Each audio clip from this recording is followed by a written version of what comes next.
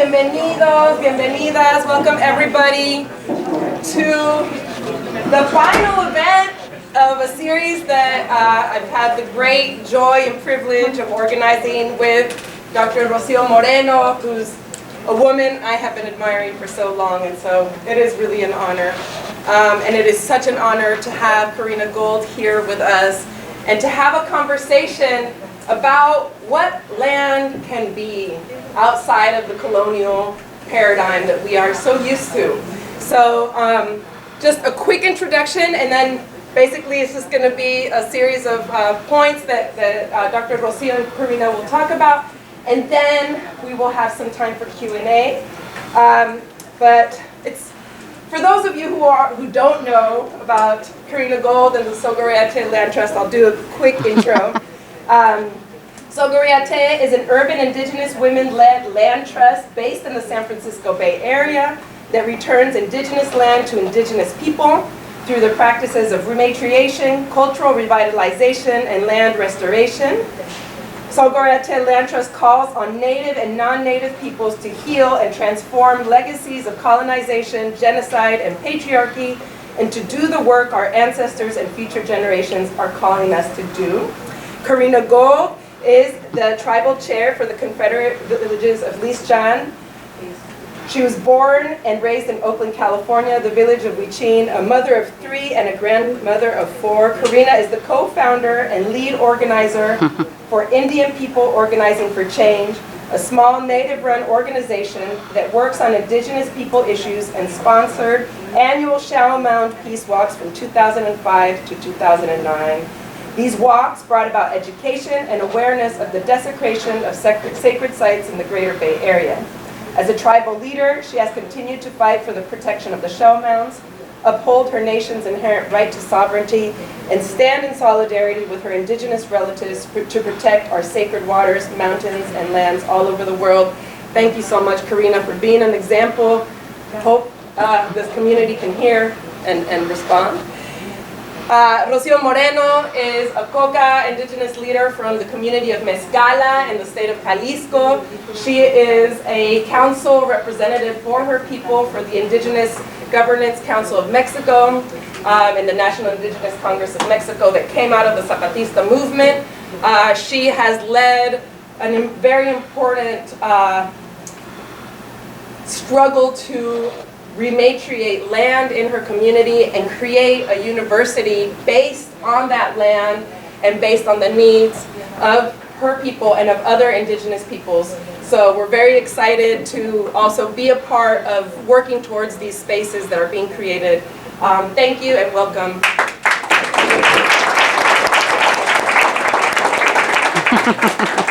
A brief reminder, we have interpretation headsets available in the back of the room because some portions of the presentation are only in Spanish and the rest only in English.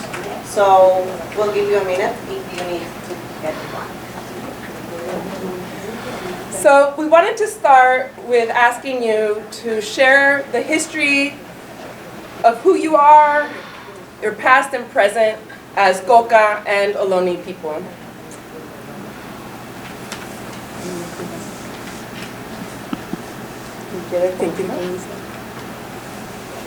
¿Quieres comenzar? Sure.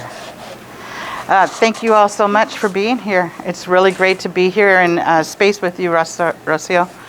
I guess the history of the Bay Area is never talked about in elementary school if you went to school here, never in middle school, never in high school, and only in college if you're looking for it. Yeah. Students go to school here at University, California, Berkeley, and don't know about the indigenous people from this land, which is horrible, right? So you're on stolen land. And no matter where you are in what we now call Turtle Island, it's stolen land. But here in the Bay Area in California, we went through 3 waves of colonization. It was the Spanish missionary period that lasted for 99 years. And then we were freed from our missions and released to go back home, except there was no home to go back to, because after the Spanish and Mexico War, and Mexico won that war, land was given away freely to soldiers that were in that war. And so where we sit today is a land grant from that was given to Peralta. And so Peralta actually, their land grant encompasses what we call Huchun, territory of our ancestors that encompasses Oakland, Berkeley, Alameda, Emeryville, Albany, and Piedmont. And so after that, there was a war between Mexico and America. And when America won this land, it was really about creating laws that made it illegal to be Indian in California. Not about creating treaties, but creating laws that made it legal for people to come and kill California Indians. We hear about our ancestors in 4th grade, and then we hear about the gold rush in 5th grade. And so this continuous genocide of our people happened through the public education system. Genocide didn't happen a long time ago. It's a continuum. And so our ancestors are continuously erased from history by only being taught in the past, like we don't exist here anymore. UC Berkeley holds 9,000 of our ancestral remains and thousands of our funerary items here still at Berkeley. Our shell mounds and funerary sites have been desecrated through what we now call progress. Everything that you see in the Bay Area and most of California is only a few hundred years old. So the landscape changed in a very different kind of a way, in a very fast way. Strawberry Creek that runs through UC Berkeley is one of our sacred places. There's a sacred site right here on UC Berkeley campus. That creek goes all the way down to 4th Street, where it used to reach the bay. And our oldest shell mound and village site is on the corner of 4th and University, right across, and it looks like a parking lot. So our sacred sites have been invisibilized, built over. And so our ancestors, although we continue to be here, have been invisibilized for many, many years through these continuous waves of genocide that happened here. And so one of the things that I like to talk about is that we are still here. We had to disappear for a while. California Indians, although there was lots of gold that people thought they were going to find, thousands of men came looking for that. They couldn't find it. But these laws that were created to kill off Indians allowed people to make money. $5 a head, 25 cents an ear, hunting native California people in order to exterminate us. Creating laws that made it illegal to be vagrant, not allowing native people to speak on behalf of themselves in a court of law against a white person. So ranchers and miners would look for native people and drag them in front of a justice of the peace. And the justice of the peace would say if you could feed and clothe them, you could have them for the next 25 years. They would round up our native people in villages and hunt down the adults and sell the children in towns. $300 for a little girl, $180 for a little boy. These are the histories that are not told in most places in California education systems. And so our ancestors survived that. And so for what I really am excited about is that we were able to survive all these waves of genocide so that we are still here today. We are able to tell our own stories. We're able to tell them from our perspective and how we survived and how we are thriving right now. And so that thriving is important for us to bring back that connection to land and waters, our language, our revitalization of our ceremonies. And so that's the work that we've been doing. I think we were just talking about history, right? Yeah. And so history is, I think I'll be stopped right there. I'll let Rosie go.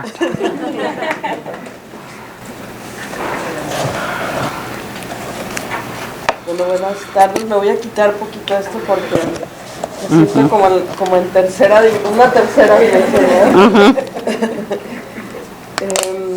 Bueno, para mí es un honor poder compartir esta mesa, este conversatorio, cuando inevitablemente cuando contamos nuestra historia tenemos que partir de esta larga lucha de los 500 años, ¿no? De sobrevivencia, y eso es algo común que podemos compartir y sentir, esa vivencia, esa historia, pero también ese exterminio, ¿no? Que se ha vivido para nuestros pueblos, y sobre todo ese profundo desprecio que existe por los pueblos originarios. La idea, cuando pensábamos estos conversatorios, decíamos que teníamos que ser muy sensible a la comunidad aquí de esta universidad, el que no tenían que voltear a México, a Chiapas, ¿no? A Latinoamérica, que aquí hay problemas muy serios, que todo lo que veníamos narrando y contando en concreto de la comunidad a la que yo pertenezco, aquí también existen ese tipo de problemas, ¿no? Pero es una violencia más elegante, más sutil, y por eso no se nota como sí se hace visible en México. Yo creo que podemos empezar diciendo que Mezcala, el pueblo al que yo pertenezco, el pueblo Coca, es una comunidad que ha sobrevivido estos últimos 500 años. Es una comunidad que en la actualidad no es completa, no está completa. Yo muchas veces he dicho que los pueblos de México son pueblos mutilados. Ahora puedo decir que también los pueblos que están de este lado son pueblos que algunos han perdido su territorio, otros han perdido su lengua, otros han perdido ambas cosas, pero conservan una danza, conservan la comida, ¿no? Hay comunidades que se recrean a partir de un pequeño elemento, que pueda resignificar otra vez, regresar a la construcción de nuestros pueblos. Mezcala perdió la lengua justo con la llegada de los españoles, entonces somos un pueblo que ante los ojos del Estado mexicano no es una comunidad indígena, por no contar con la lengua originaria, la materna. Cuando nosotros empezamos todo este aprendizaje de nuestra historia, porque efectivamente nuestra historia no aparece en las universidades, no aparece en las escuelas, desde los preescolares, en las primarias, entonces era algo terrible porque buscábamos nuestra fotografía familiar y nunca aparecíamos nosotros. Y creo que cuando comenzamos a escribir nuestra propia historia nos dimos cuenta que nos arrancaron la lengua. Entonces ya no seguíamos sosteniendo que éramos un pueblo sin lengua, sino que nos la habían arrebatado. Y la comunidad lo que hizo fue refugiarse en el territorio, y nuestro pueblo, Mezcala, no se puede explicar si no es a través de su territorio. Ese es como exclusivamente como nuestro contexto, nuestra realidad. Por eso las luchas actuales por la conservación de la tierra son fundamentales para nuestro pueblo. Si se llegan a perder las tierras, si ya no, las tierras, estoy hablando de las montañas, de las islas, son 2 islas, y la laguna, el lago. Si perdemos eso, se pierde nuestro pueblo, la cultura como pueblo, ¿no? Entonces, por eso creo que la defensa territorial, en concreto en nuestra comunidad y también en muchos pueblos en México, se ha tenido que fortalecer desde ese punto. Cuando nosotros conocimos la historia del pueblo Olone, para nosotros tuvo como muchas similitudes en ese sentido. En principio, pues porque somos invisibles, ¿verdad? Y además, todavía aparte de esa deuda histórica que los estados-nación tienen con los pueblos originarios, también se atreven a ser invisibles, ¿no? O sea, en Estados Unidos, o en este espacio concretamente, lo que menos esperarías es de que exista un pueblo originario, ¿no? Porque ellos lo han trabajado de otra manera, han quitado del imaginario, de la memoria colectiva como es la comunidad de esta ciudad, de las universidades, nos han despojado de esa parte de nuestra historia. Entonces, creo que en ese momento es cuando nosotros creemos que empiezan las similitudes de nuestros pueblos, ¿no? Que compartimos esta invisibilidad y sobre todo este gran desprecio histórico que ha existido. Pero creo que lo que es importante es lo que decía Corina, que de lo que tenemos que partir es decir que estamos aquí. A mí me gustó mucho ahorita lo que ella mencionó. Estamos aquí, no nos hemos ido a ningún lado, seguimos permaneciendo.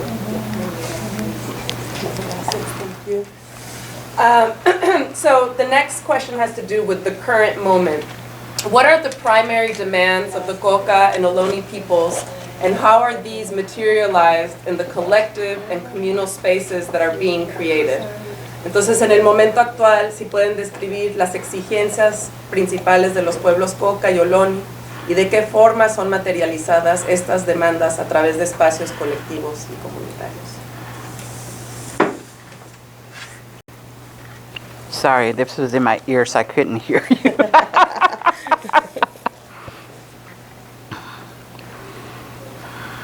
Oh.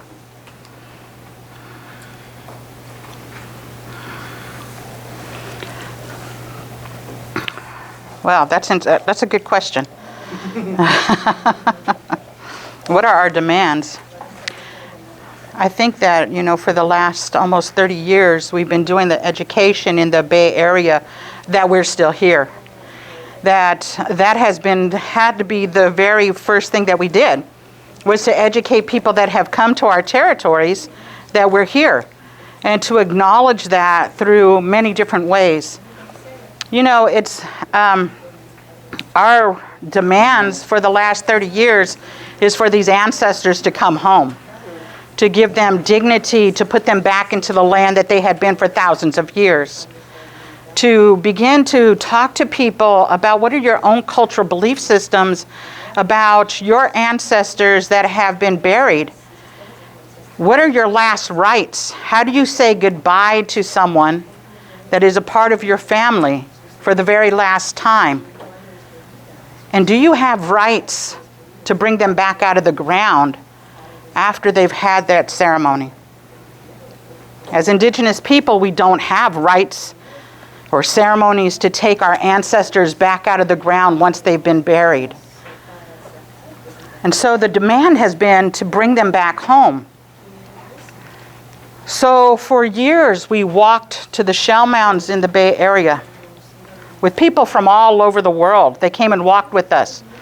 We walked from Vallejo down to San Jose and up to San Francisco.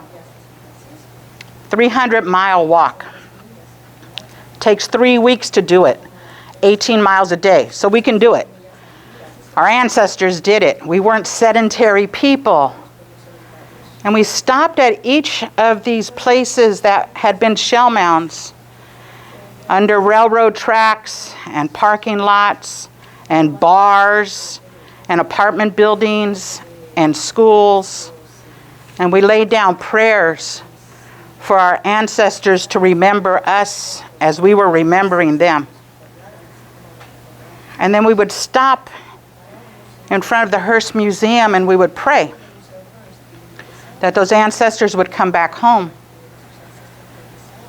And we took over a sacred site in 2011 for 4.5 months. 2 shell mounds that were about to be destroyed because a park district in Vallejo wanted to put overhead lighting and bathrooms and barbecue pits on this place that they knew was a sacred site. And we realized that even if Berkeley and all of the other institutions in the Bay Area gave us back thousands of our ancestors that we had been praying for, we had no land to lay them to rest. We had become homeless in our own homelands.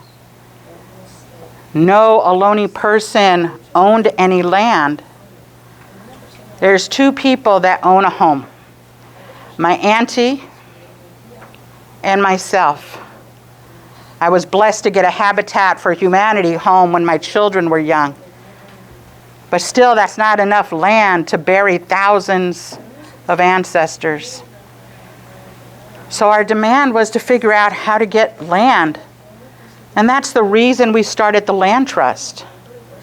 The Land Trust was to re-engage ourselves back in that land, back into our ceremonies and our songs, re-engage our children and our grandchildren back in that, but to bring those ancestors back home. The demand has never changed.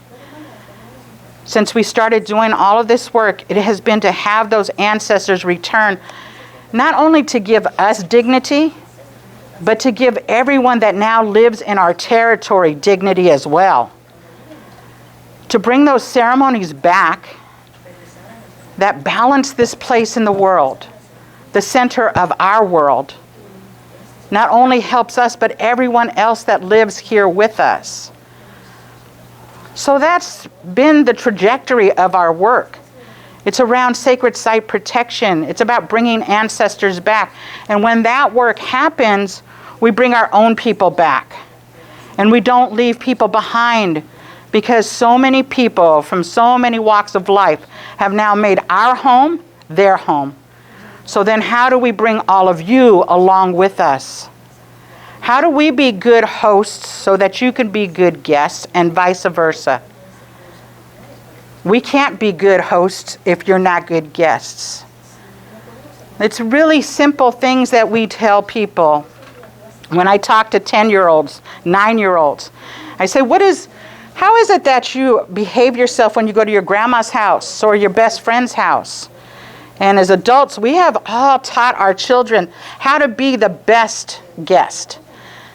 You say thank you and please, you ask permission, you don't touch things that's not yours, you don't break things, and you don't go into somebody's refrigerator, right? Oh, ask, same thing. But then we forget that we are the guests of somebody, and we don't ask permission or say thank you or please. We don't think about not breaking things or taking things without asking permission. And so we can't be the good hosts. In our traditional ways, we're supposed to take care of everybody that comes to our lands, to ensure that there's good food and water, and there's gifts, and there's ceremony. But because of colonization, over and over again, that's been taken away. Our responsibilities, our sacred responsibilities to this land and to our indigenous lifeways has been taken away. And so now we're trying to bring that back into balance again.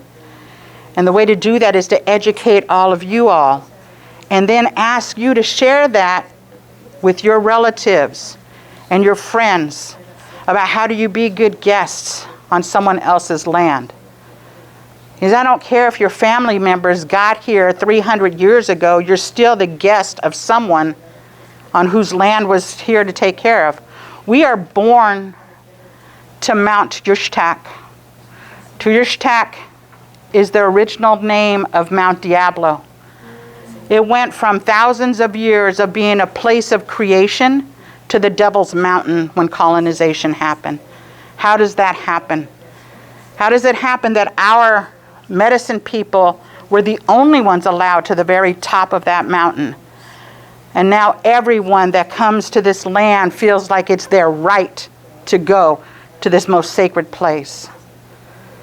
How do we become so unbalanced that we look at the thousands of people that live on the streets right outside of this university, when a few hundred years ago there was no such thing as homelessness and hunger here in this land? So we have to bring back this balance, and that is what the demand is. The demand is about bringing back the balance, about bringing back ourselves to being human beings again, of seeing each other and with our own sacred ways, and coming together to know that we are here as human beings to do the best that we can. And so that's what our work has been. It's been about a heart work of ourselves, a heart work that we're hoping to do with all of you, that we all can then, as human beings, survive not just this pandemic that's just passed, but the climate disaster that's coming. We are going to depend on each other in order to do that. And we need to bring that balance back into the world.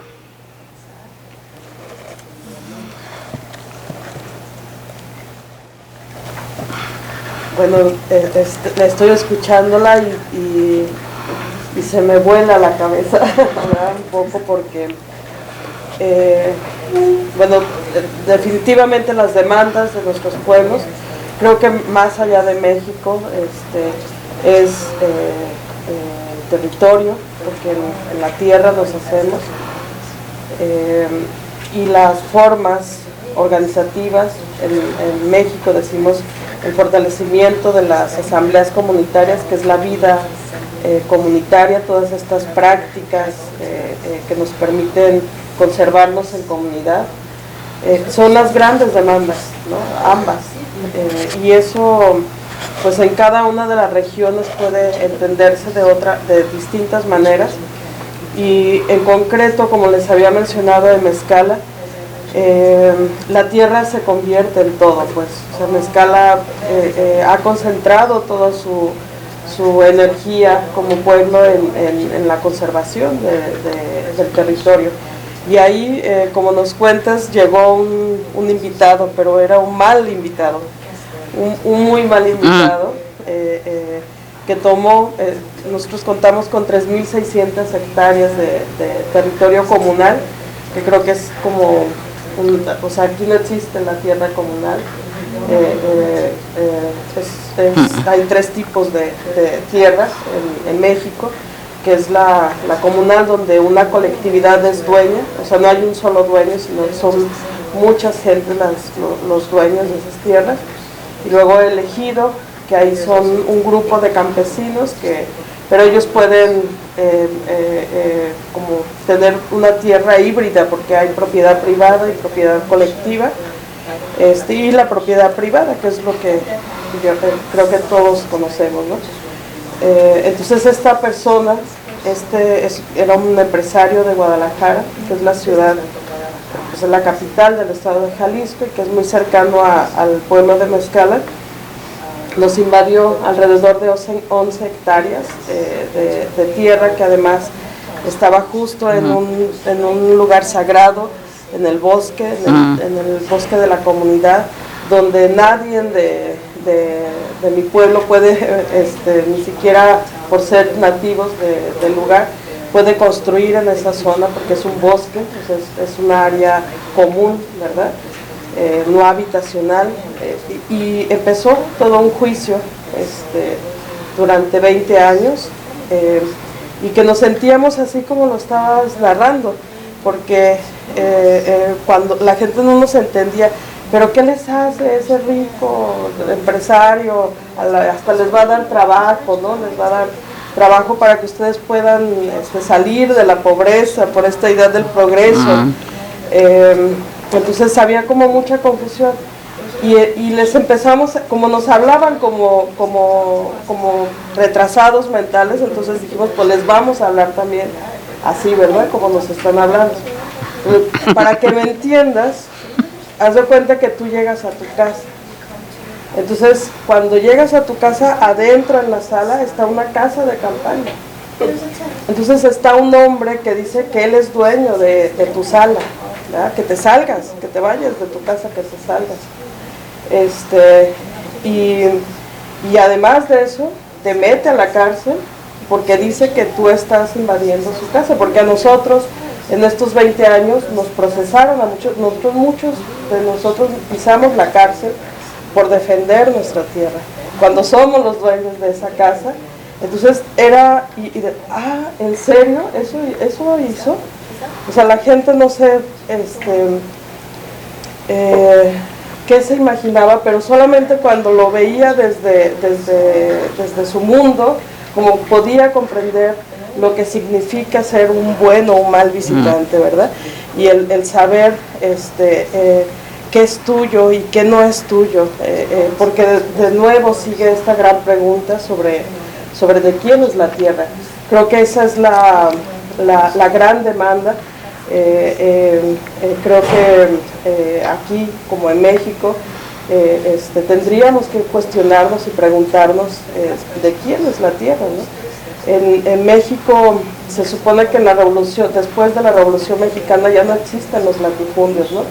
Entonces, cuando llego aquí a Estados Unidos, estoy viviendo en la parte de los valles por Modesto, es donde estoy viviendo, y veo grandes extensiones de latifundistas que son dueños de la tierra, ¿no? Y llena de manos campesinas, mexicanas, la mayoría, centroamericanos, que trabajan esas tierras, y digo, ¿de quién es la tierra?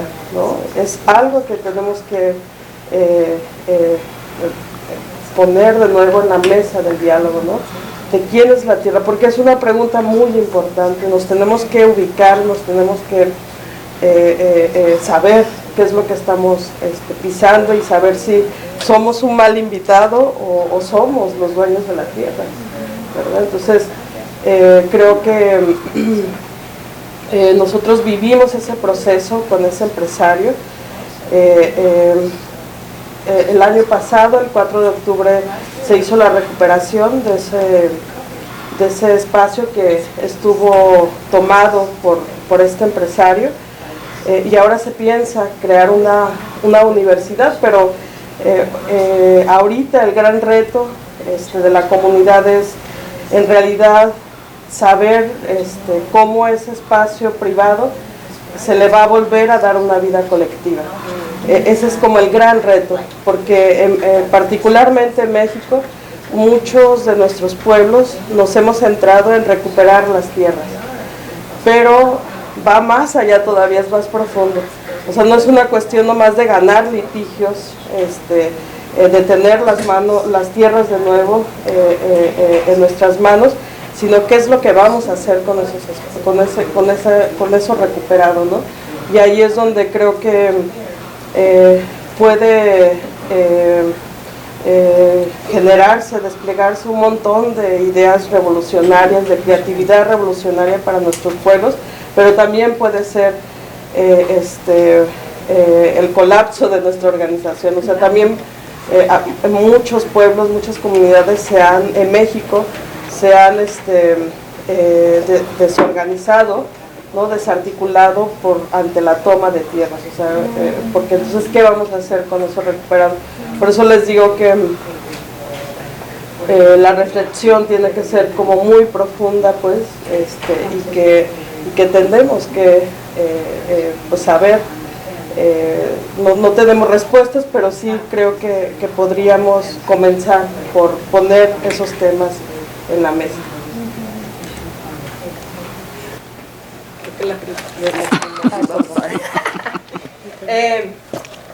Women and territory. What role have women had and what path are women taking to defend their land base? Mujeres y territorio, ¿qué papel han tenido las mujeres y qué caminos están tomando las mujeres para la defensa de sus territorios? No, I don't need to have this on. Wow. Okay, so long time ago, right? Before other people got here, in our territories, women held the leadership. They decided when the ceremonies were going to happen. They gave the jobs out to what needed to be done. They were the ones that orchestrated welcomings to people coming into the territory. They were the ones that took care of the sacred sites. Women have the songs for the medicine plants and for the waters. And women are the bringers in of life, both physically and as midwives. And we're also the doulas of death that help the spirits pass on. And so held a lot of power in our traditional societies. When colonization happened, they brought in all these different kinds of ideas. Catholicism came in, patriarchy came in, and when colonization happened, they went after the sacred first. They disconnected indigenous people from their sacred sites, their ceremonies, their language, their songs, the way that they gathered food, the way that they gave birth, who they married and who they didn't marry. They brought all of these different kinds of concepts. They also raped women, which was a different concept, and they raped the earth. So when Janella LaRose and I, the co-founder of Sogorea Land Trust, and I started this land trust, it was important for us to talk about that correlation between women and the earth, and what has happened before, and what is continuing to happen presently. So we can't say that this was something that happened a long time ago. Women today, not just indigenous women, are still having our power and our decisions, even over our own bodies, taken away from us by this patriarchal government that is still here, right? Same as happening a long time ago when those first colonizers came here. The raping of the land, the extraction, and the raping of women that continues to happen. The missing, murdered indigenous women that continue to happen all over this country. The extraction economy that happens here. So when we talked about women's leadership and rematriation, it was about bringing that balance back. That balance of women's leadership. And what does that mean? It doesn't mean that we throw away our sons and our grandsons and our uncles and our dads and everybody else. But we understand that through colonization, that our indigenous men lost their sacred responsibilities as well. And that in order for us to bring back that balance, that we needed to be back in leadership. That we needed to do that healing work. That we needed to bring back that language that doesn't sound like colonizers' language, that doesn't have the same connotation the way that we talk today.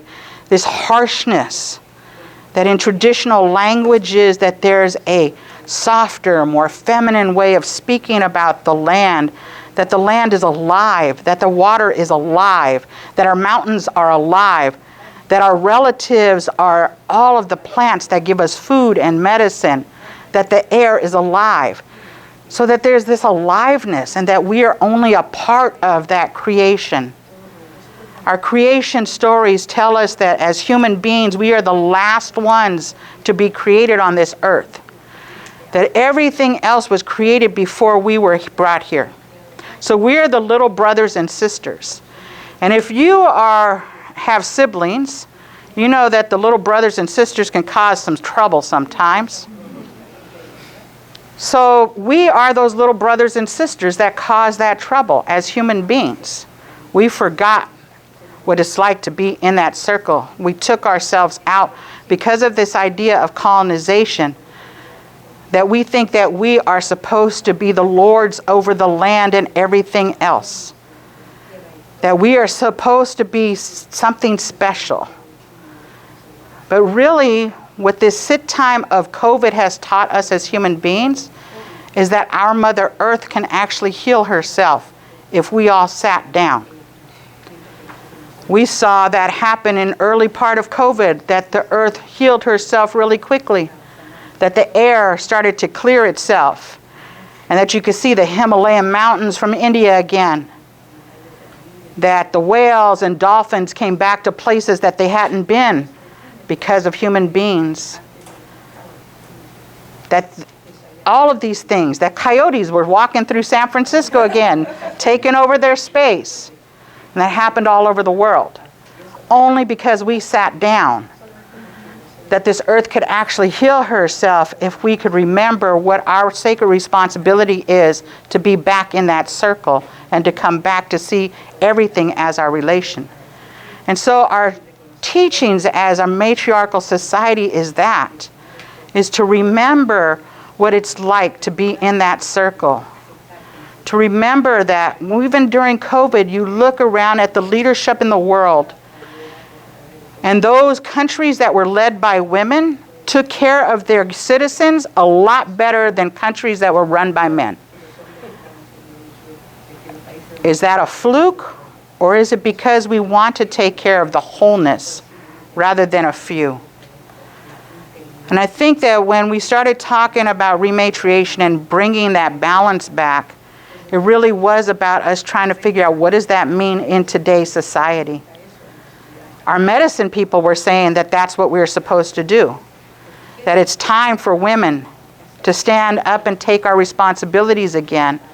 It's time for men to start listening to women again, to take their direction from how we're supposed to be in this earth. And so it really was about sitting and thinking. And so that first piece of land that was returned to us, we put an arbor up, a ceremonial place that has not been in our territory in 250 years. We built that ceremonial place so that it could be the hearth of the work that we do, so that we could light those fires again without outside interference. Imagine living in your territory and having to ask permission to have ceremonies from park districts and private land owners because you found yourself homeless. So when we talk about that, that's what it was about. Janella and I decided that it was important for that first place to be that. And then also to create these things called Hamekas, a place where we all stand together strong. A place for resiliency, that we take care of our relatives in times of man-made and natural-made disasters. Places that have fresh water and water catchment systems and first aid and traditional herbs. A place where we grow food and have a kitchen outside. A place where we plan to put solar panels so that when those things happen, not just the indigenous people, but people that live in those neighborhoods have a touchstone, a place to go, that we help to take care of them. These were the dreams that we started to create when land started to come back. It was not about mine, only thinking of ourselves. Even though we had been displaced from our own community and lands for so long, it was really about what is our sacred responsibilities? How do we take care of the whole? And so all of the work that we do is about trying to figure out how do we take care of the whole? How do we distribute food to our elders and those that were sick and those that had children during COVID? How do we create communities and relationships with other people that are doing farming, that are close by, that could provide that food? How do we continue to do this work about protecting the sacred while we're doing all of this and bringing people together from all walks of life to do that? When I look at the leaders that I work with today, Chief Colleen Sisk of the Winnemem-Wintu, and working with her about bringing back salmon, working with Pua Case that's working on saving Mauna Kea from having that telescope put on top of it. When we start looking at the leadership of these women that are doing this hard work and following that work that's supposed to happen, then we become wholer again. We become human beings again. And so that's really what the leadership means, is about how do we become human beings? How do we do that again? How do we simply become who we are supposed to be when we were created as the little brothers and sisters?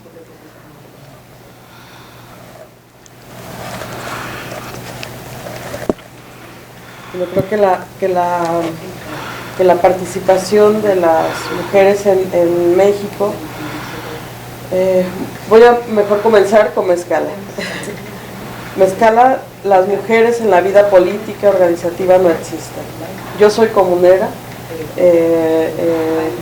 somos 17 mujeres frente a 406 hombres, entonces no existe la mujer en esa vida política pública, comunitaria, pero no existe la mujer, pero sus prácticas, porque como son prácticas, como lo mencionaste, milenarias, ¿no? que se han hecho por cientos, por miles de años, Eso no lo han podido quitar, pero sí nos han quitado de los espacios públicos. Entonces eso se ha convertido también en una demanda importante de nuestros pueblos. Tiene que haber una reflexión mayor sobre el reconocimiento que hacen las compañeras, que hacemos cotidianamente, pero que no es reconocido como tal, porque son las encargadas justo de los huertos de traspatio, ¿verdad? Del cuidado de la familia, de los hijos, de las parcelas también, de los pescadores. En un trabajo que realicé son entrevistas de mujeres que son pues tías, amigas, mi madre también la entrevisté, de las prácticas que hacen las mujeres de Mezcala, y todas son pescadoras, campesinas. Cuando uno se enferma, con ellas va a curarse uno, sobadoras, acompañan en el parto, migrantes también, hay muchas mujeres que vienen para acá, ¿no? Y ellas solas con sus hijos. Y yo al final les decía que, entonces ¿qué hacen los hombres? O sea, los abuelos, mis tíos, mi papá, ¿no? ¿Qué es lo que están haciendo? ¿Por qué en el discurso nos dicen que no hacemos nada, pero en realidad estamos en todos los espacios, ¿no? Y por eso es como una tarea bien importante de llevar en la comunidad. Eso nos está permitiendo otras experiencias de otros pueblos en México, y eso se ha logrado a través del Congreso Nacional Indígena. Este espacio, hay pueblos que van más avanzados, o lugares incluso donde las mujeres tienen cargos comunitarios al frente, y que el verlo, nuestros comuneros que vean eso, nos va abriendo, ¿no? en otras perspectivas. Yo me acuerdo del pueblo Huirrárica, que visité yo creo hace como unos 22 años la primera vez, y no había una sola mujer en una asamblea de 2,000 personas más o menos, que son asambleas enormes, y ahorita ya hay autoridades, ¿no? Ya hay mujeres que son autoridad. En mi comunidad la mujer sí es dueña de la tierra, que eso también es todo un problema al interior de las organizaciones,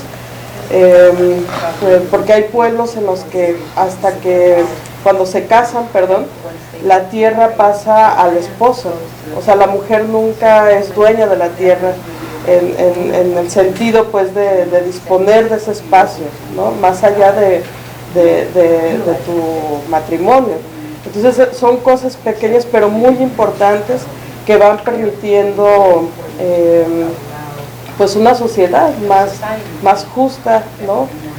Para todos, porque también al interior de nuestros pueblos existen muchos problemas que como lo he mencionado, tenemos que lidiar también con eso, además de tener demandas muy concretas.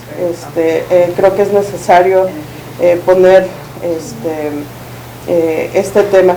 La mujer, las mujeres, ¿no? Creo que es un momento especial en nuestra sociedad, más allá de los pueblos originarios. En México he visto como otras formas de hacer política están surgiendo de esas marchas, de esas reuniones masivas que están haciendo las compañeras de muchos lugares, de muchas geografías, y son muy poderosas. Yo me acuerdo cuando fue en el 2020, cuando el 8 de marzo que comenzó en estas movilizaciones de mujeres, y que nosotras también participamos, y era increíble porque eran sociedades enormes, anónimas, de mujeres que no buscaban una mesa de diálogo ni de negociación con el Estado, que eso normalmente son las marchas como se hacen en México, o me imagino aquí también, que buscan llegar a algo, ¿no? Darle un sentido a esa marcha.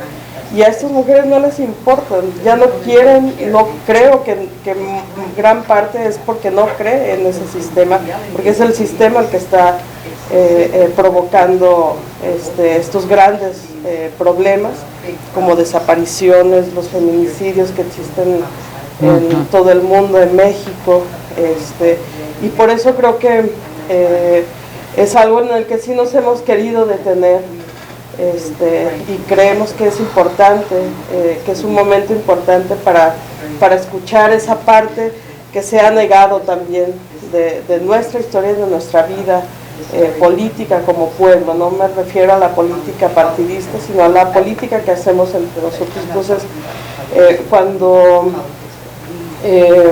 supimos de la organización de ustedes y veíamos que eran mujeres, entendíamos por qué era tan profundo y tan importante que fueran las compañeras las que estuvieran dando voz a este pueblo, ¿no?, que había sido olvidado y invisibilizado concretamente en este lugar. Creo que es una lucha la de las compañeras por recuperar esos espacios de dignidad, ¿no?, de vida, que son los únicos que nos van a permitir mantenernos y permanecer como sociedad. Last one. So last question, then we will open it up to the audience. And this has to do with struggles, South and North.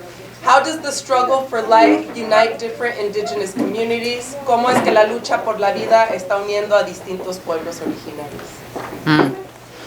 I think I kind of hinted on it when I talked about working with Colleen Sisk and working with Pua Case. But I think that one of the amazing things that happened when we started doing the work around the West Berkeley Shell Mound and the thousands of people that we brought that intersected together without any relationship except the West Berkeley Shell Mound to begin with. But we started connecting that shell mound, that sacred place, to the many different things that were happening all over the world. So people came and began to pray with us from different places. There's very small places that I see in the world where you can bring a whole bunch of people together that will actually pray together. Jewish and Muslim, Tibetan chanters, Hawaiian singers, Korean drummers and Aztec dancers, and Christian people and Native people all together in one place praying. But that place has been also a place to talk about political struggles all over the world. People come and talk about and pray together collectively about the genocide that's happening in Kashmir that most people don't even know about. The genocide that's happening in West Papua that no one talks about. What the United States government has involved in taking gold out of that land and killing off those people. We connect Palestine and what is happening in Palestine with the land being taken and the genocide that's happening to Palestinian people to the West Berkeley Shell Mound. And we stood with those Jewish people that had their folks killed inside of their synagogues as well. We talk about the places that are most horrifically being impacted because our sacred site is connected to all of these places all over the world where oppression is happening. We believe that these sacred places that we hold dear for thousands of years, that has held the prayers of our ancestors, are also places that are special for people to pray at, to help help them to see their vision as well. But to talk about that pain and to sit in community with those pains and struggles that are happening all over the world. We have had Apaches come and sing and dance there when they were going to the Ninth Circuit Court in San Francisco to try to protect their sacred sites. People from Alaska coming here and praying at that site when these developers or these people with this new idea to put silica all over the Antarctic as a way for them to create less ice melt, and how it would affect us later on as that silica got into the oceans and affected all of the things that are living, including ourselves. That these places that we stand connect all of us. And so the work that we've been doing is really about that connection, the connection of people from the Amazon, that we had chiefs from the Amazon come and pray at that site. That people from Australia, the Aboriginal folks that have come. So this has become a place in the Bay Area where everyone is welcome. We have two-spirit relatives that come and pray there every month. We have people that have come from different parts that have come from different Asian communities that have found themselves as refugees and as recent migrants and are learning the history of the land that they're on and are doing ceremony in their own ways there on that land. To bring back that life again, so those ancestors continue to hear that ceremony happening, is what's been going on.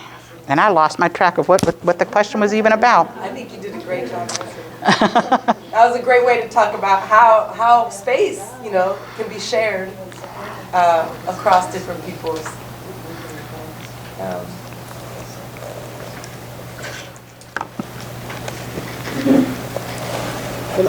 Creo que cuando nosotros comprendimos el que era necesario esta alianza de todos y que en realidad este tipo de problemas iban más allá de nuestra comunidad.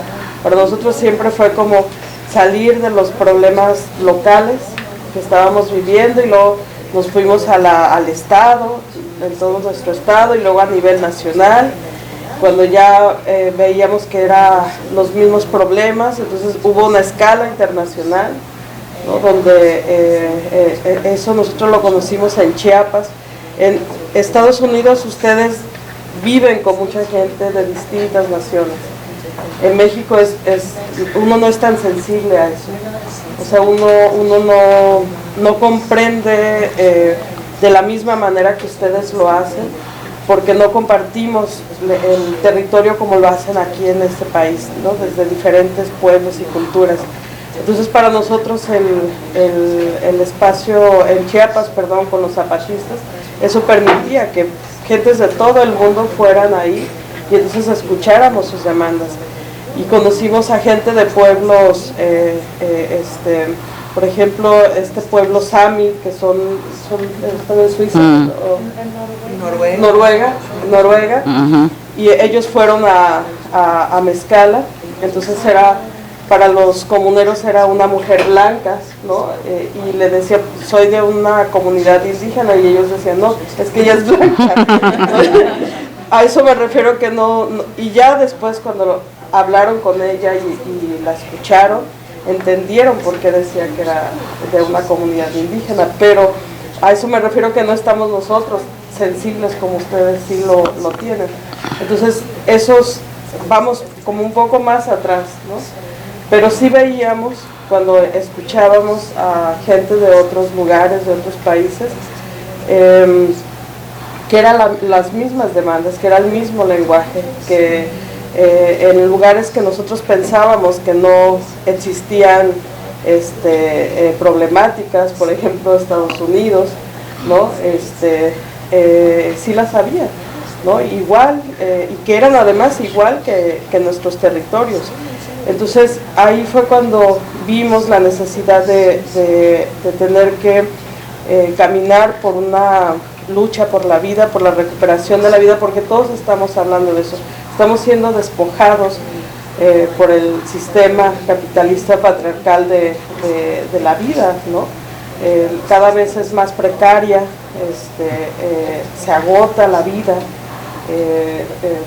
los ríos están enfermos, la tierra está privatizada, no les importa que la gente esté muriendo porque está enferma. Entonces veíamos que teníamos que volver a algo tan simple y tan esencial como recuperar la vida. y que eso era lo que nos permitía articularnos y entender a las otras luchas y ver, en lugar de las diferencias entre pueblos, pues ver la similitud de que todos estamos luchando justo por el sistema que nos está ahogando, ¿no? Que está terminando con nuestras vidas. Entonces creo que en ese sentido tenemos que nosotros solos, y como creo que lo hemos mencionado, eso no se aprende en la escuela, tenemos que pues empezar a descolonizar nuestra mente para poder comprender, ¿no? que lo que necesitamos es otro tipo de organización y que además somos los pueblos de este planeta, o sea, tumbar un poco estas fronteras que nos han dividido. Creo que en ese sentido pues podemos decir sinceramente la lucha del pueblo Ohlone es la lucha de Mezcala, y también lo he escuchado de ellas, ¿no? Decir de lo mismo, porque cuando hablamos estamos escuchando las demandas de nuestros pueblos. Entonces creo que eso es algo que tenemos que comenzar. Cuando conocí a las compañeras, yo ya de veras, no es broma, pero volteo a ver el Pacífico y ya no es, o sea, sino es a través de ellas, la arena, todo, porque eso es lo que tenemos que construir como comunidad o como habitantes de este lugar. Creo que eso es lo que tendríamos que romper con estas etiquetas, clasificaciones que nos han impuesto y que nos han fragmentado. Eso es lo que ha provocado este sistema, una sociedad no solamente enferma, despojada, sino también muy fragmentada, y que difícilmente puede integrarse y generar una organización.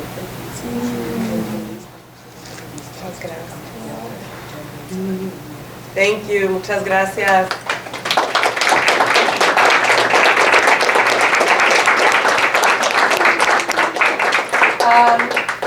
Questions? ¿Preguntas?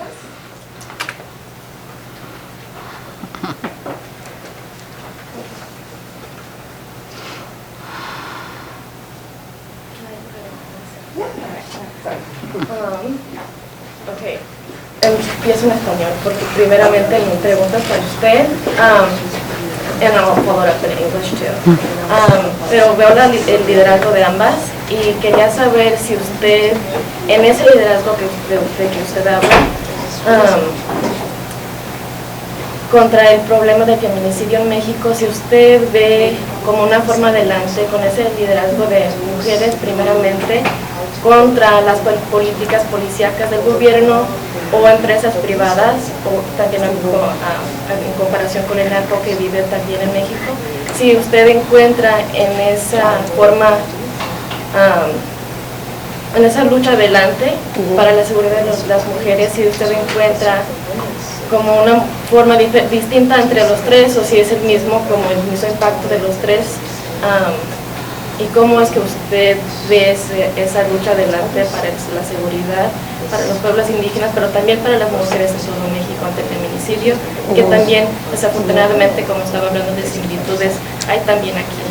Y entonces también le voy a hacer una pregunta a Corina también. I asked her about femicide in Mexico. Sorry, I'm a little nervous about asking this question. A little bit long also. But it's like similar to the concept of missing and murdered Indigenous women, and unfortunately also applies to like many women throughout Mexico as well. So I was wondering if seeing the leadership of the two of you as women, like women-centered leadership as well, if she and then also yourself see the kind of what way forward in protecting the lives like missing and murdered Indigenous women, kind of like how you see that moving forward, and I asked her specifically from the context of Mexico versus like government policies, private corporations, and like the narco state as well that is existing there, but also how do you see that like here in this U.S. context and specifically Northern California?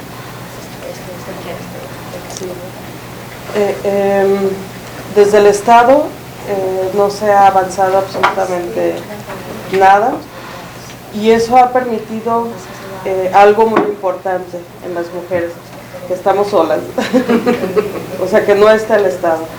Y que además también desde ahí se está generando gran parte de esa violencia. Entonces,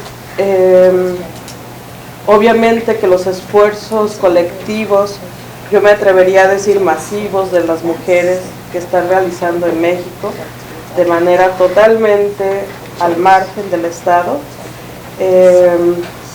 es lo único que tienen las compañeras, que tenemos, y es insuficiente, por supuesto que es insuficiente. ¿Cómo vamos a pelear frente al crimen organizado? ¿No? ¿Cómo vamos a pelear contra un narcoestado? ¿No? Son realidades muy difíciles que si nos ponemos solamente a ver como esas enormes desventajas, yo creo que no le entraríamos. Pero por eso tenemos que como sí ver lo poquito que se está generando, y que no podemos hacer más. Es muy difícil vivir esa realidad, porque es como estar atado de los brazos y no poder hacer nada más que estar a un lado ahí. Sinceramente no se puede hacer mucho más, ¿no? Y eso es muy desalentador. Es muy desalentador, pero creo yo que se nos olvida contra quién está atacándonos. Por eso te digo que luchar contra el crimen organizado, pues el Estado no puede hacer eso, por ejemplo. Yo sé que es parte de él, pero tampoco puede hacerlo. Si estuviera en el otro ando, tampoco lo podría hacer. Entonces, desafortunadamente o afortunadamente, no sé, no tengo la respuesta. Nos tenemos nada más a nosotras, ¿no? No sé si eso va a ser suficiente o no, pero es lo que tenemos, pues.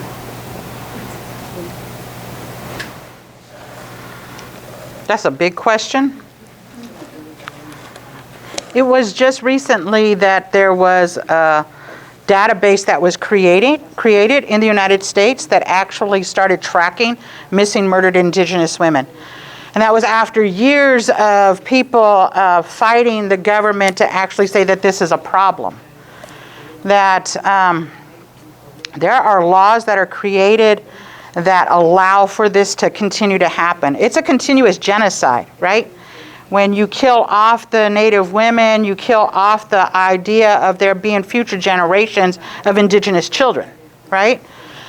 So it's a continuum. When colonization first started, right, they raped the women, they took away her power, and they became a part of the land that they could do that to.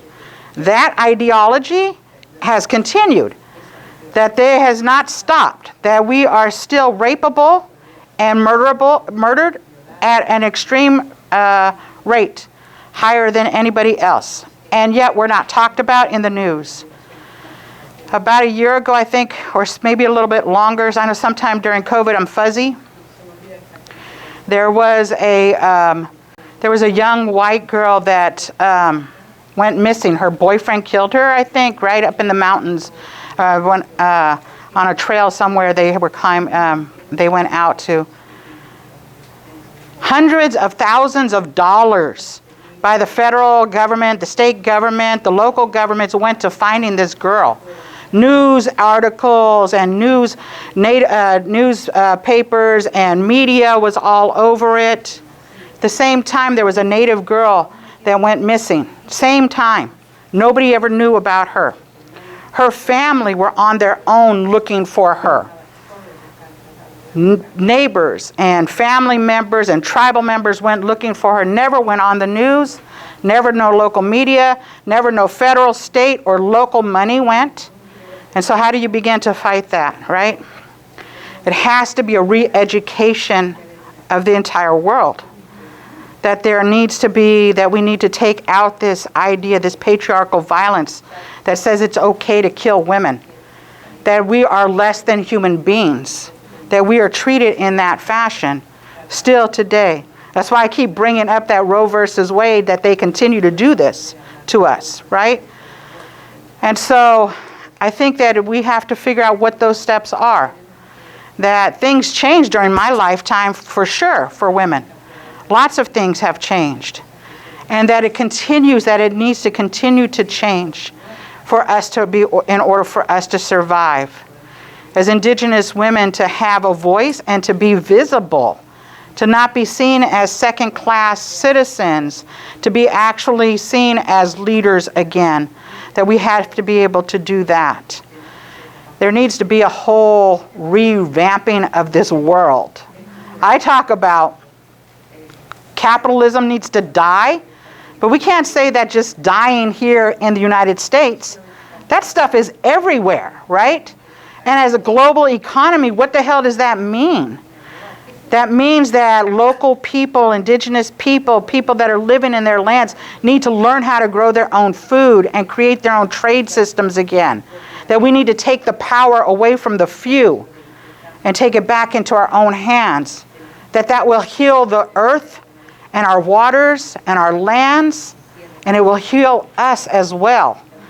And once we become healed in that kind of a way, this idea of genocide against women, this femicide that we talk about, will begin to go away.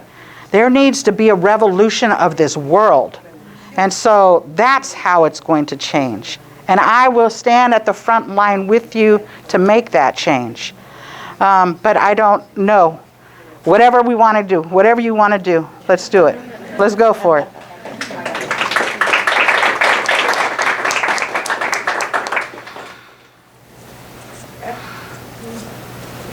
Gracias, muchas gracias. Thank you so much. Can you hear me? Ya no sabemos si ponerlo o lo quitarlo. You both have your school on? I'll ask you in English. Thank you so much for the conversation. I'm a teacher here, so I guess my question comes out of being a teacher and trying to think a lot about how to change the university, and is it possible to change the university? Not only this one because it sits particularly on stolen land, but also just because of the nature of what Western, at the end of the day, colonial institutions have delimited as objects of study, ways of acquiring knowledge, right? That are historically violent. And you have shared so much about healing, right? And as I listen, at least one of my takeaways is that healing happens through connection. A reconnecting of people, a reconnecting of the human back to its place as the little sibling of a large universe, i.e. the last, the smallest, least important, and that's what will bring life. And so I guess my question is, do you think, and I say this seriously, do you think that there's a way to heal a university? You first. Creo que esa es una pregunta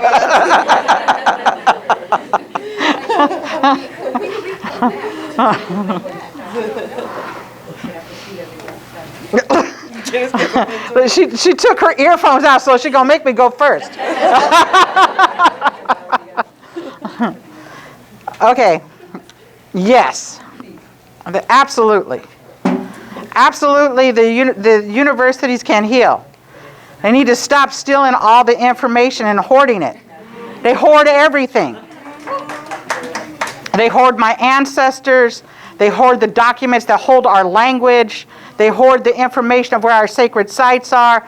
They hoard that information, and unless you can get into these walls, it's very difficult to get that information back to the people. Right? So stop hoarding it. Give it out for free. It's a public institution, so we should all have it, right? Yes. And so, yes, we can absolutely change that. But that means that the university actually has to be for the people. It can't just be for the few.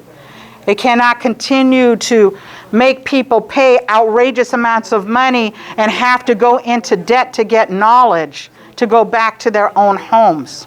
It makes it difficult for students that are coming from their homes that had to go back to their homes to actually do the work because they can't afford to do that.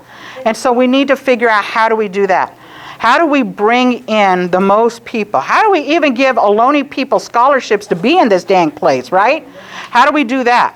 How do we make sure that we can get people in these seats that need to be in these seats, that doesn't have to do with so much a GPA or an AP class, but as a way of us actually healing each other? I had the opportunity to go to, what the heck was the department? A few weeks ago. The Falcon that lived here, that got hit by a car. They reached out to us because they wanted to know if we wanted to bury it or what to do with it. First time, right, in our territory, that they were like, this bird is important to you. Can you come and tell us what we should do? And how do we build a relationship, right? So it's about building relationships. And as departments begin to build relationships with the tribal people and with other communities that need to be here, that's the healing part. It brings a healing to this institution that's hoarding stuff, because people will understand what they need to take out of it and what they need to put back into it. Because then people will feel like they're a part of something. Not just sitting in a seat, but they're actively participating in the next generation, being able to get that same information, leaving tidbits behind for everybody else. So imagine if you're a student here and you actually had some knowledge about your time here, and you could leave that for the next group that's coming here, that they can continue to grow that. That's how this university could do that. That we could actually sit with our elders, that they would actually be teachers as well. That you could bring people in that don't have the PhDs, but that they actually have traditional knowledges from all different places. And to sit down there where all those young people were that I passed, that were sitting in that grove, and to actually have conversations outside and to talk about what that looks like and how do we change the world. That's how we're going to do it. So yes, absolutely, the university has a part to play in that.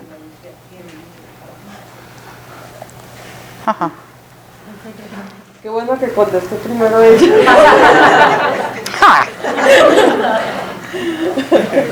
Porque yo dije, no, a lo mejor no. Pero me gustó que dijo sí. Muy segura, ¿no? Y creo que definitivamente yo me gusta mucho ser maestra. Empecé a dar clases a los 17 años, en la primaria y en la preparatoria y universidad. Y yo siempre he amado estos espacios. Un salón creo que es un lugar muy privilegiado donde puede hacer uno cosas tremendas, ¿no? Porque es solamente mover el cerebro, reflexionar, crear. Entonces cuando uno como ser humano tiene la posibilidad de crear, creo que estás satisfecho, pues, ¿no? En todos los sentidos. Entonces para mí siempre estos espacios yo les tengo cariño, ¿no? No respeto, pero sí cariño, y creo que esa es un poco la invitación, ¿no? Cuando hablamos de que es una movilización y una organización que tiene que generarse desde nuestros territorios, pues hay gente que este es su territorio, ¿no? Y que creo que eso también permitiría pues construir y trabajar para un mundo más justo, ¿no? Un mundo que en realidad existan nuestras exigencias, ¿no? Nuestros derechos. Entonces creo que es muy importante para las universidades, pero más que la institución, para los que habitan estos espacios, ¿no? Para los profesores, para los estudiantes, obviamente. Cuántas historias hay de las movilizaciones de los estudiantes y que han creado cosas chingonas, ¿no?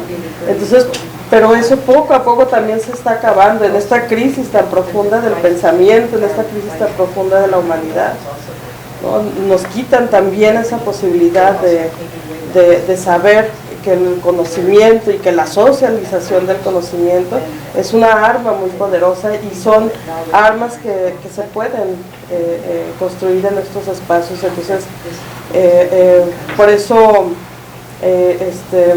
creo que definitivamente sí, es una lucha que se tiene que dar, ¿no? Y que se puede dar, no solamente pero depende totalmente pues de los habitantes de estos espacios.